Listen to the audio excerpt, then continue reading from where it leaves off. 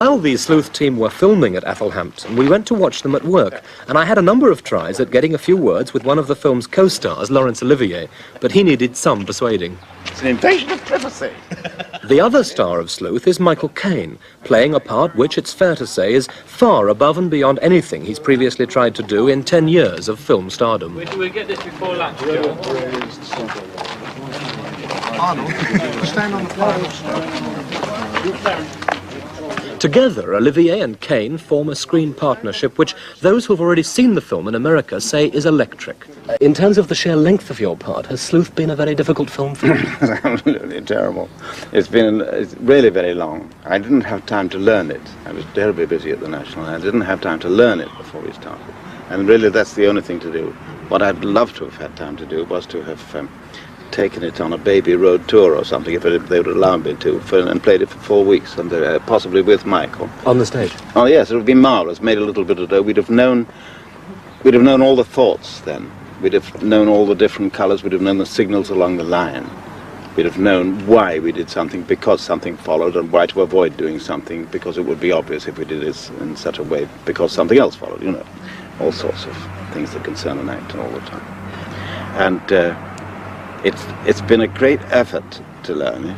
I don't think I've let the production team down more than once or twice by just frankly not being able to learn it. My part is very hard, because very clever author Tony Schaffer, as he is, has written it as an author speaking in the way that an author would like to speak. And therefore that's not quite a very colloquial way of speaking. It's always rather, the mot juste is always just round the corner, and there's plenty of alliterative occasions which are always probably hard for the author to find in the first place. He's got to sort of find it. Therefore you've got to find it. It's not the word immediately that springs to mind, however, those alliterative things are always difficult. But having Laurence Olivier playing Andrew Wyke must be fair competition for you. Is there a danger of being overshadowed by him? I think there's always a danger of being overshadowed. The thing is, I suppose you just rely on the lighting man and hope he can light shadows.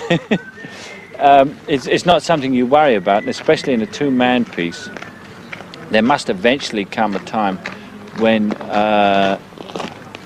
you get your own sort of turn, and then it's very nice to have someone like Lord Olivier off camera.